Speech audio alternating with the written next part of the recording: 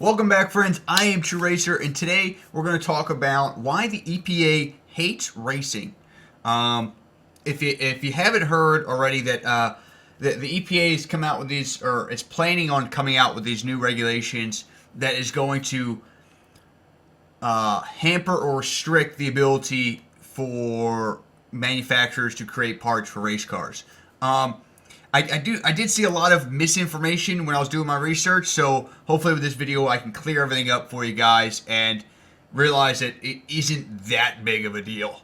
Even I'm saying that, but we'll get into it, and you guys will be the judge for yourself.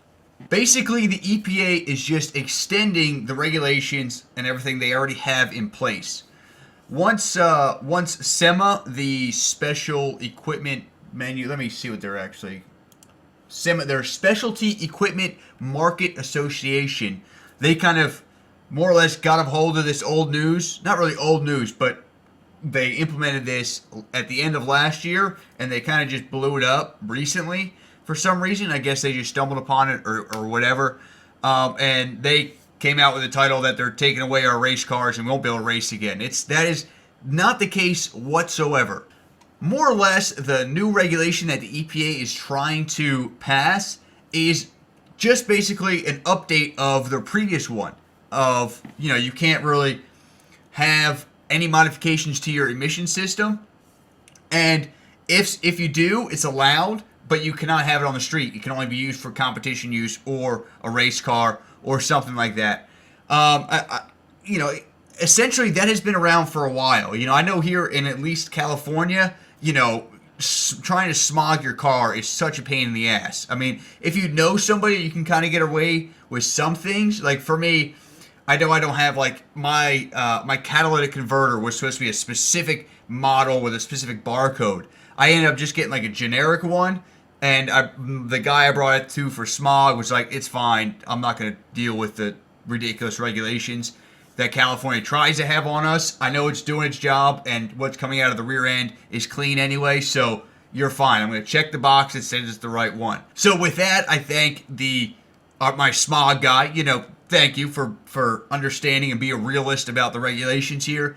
But the new rules, or the updated ones, it's not much different than that. I'm not even really sure what the big deal is. They say even if it passes, it's not even going to take effect until 2018, and it is only going to take effect to brand new cars, not anything that was out before that. So if you have a brand new 2017 Corvette or whatever, you can still do what you want to it without any issues. It's just any 2018 cars and newer. So all of your old hatchbacks, or your old, beater up, or even like your old Lemons cars, right? You can still race them and do whatever you want to them, and it's still just the same as it was yesterday, so to speak, or before the new regulation would come in. So it doesn't have any effect except for 2018 cars and newer. Why I truly think SEMA is kind of making such a big deal out of it is because the regulation not only kind of affects the cars, or really affects the cars, but it kind of goes after the production and manufacturing and distributing of said modification devices for emission controls.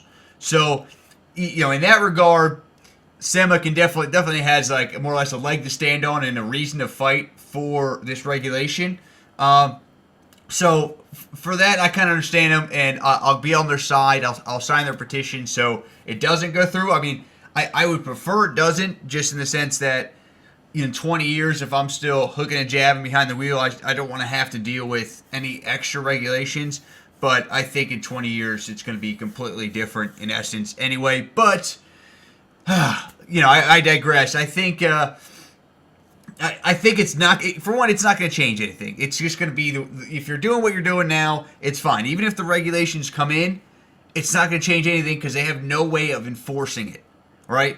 And even if they go through and they stop all manufacturing in the U.S. of said products, you can just get this stuff from China, and you're doing the same thing anyway, and you'll figure something out to loop the system, and you'll be ready to rock and roll, and the racing will continue forever. So EPA, you're not going to take the racing away from us. SEMA turned out a notch. It really isn't that big a deal.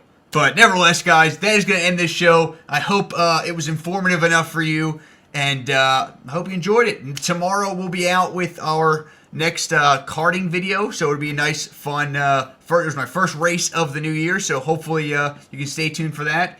And until next time, guys, stay true and race on.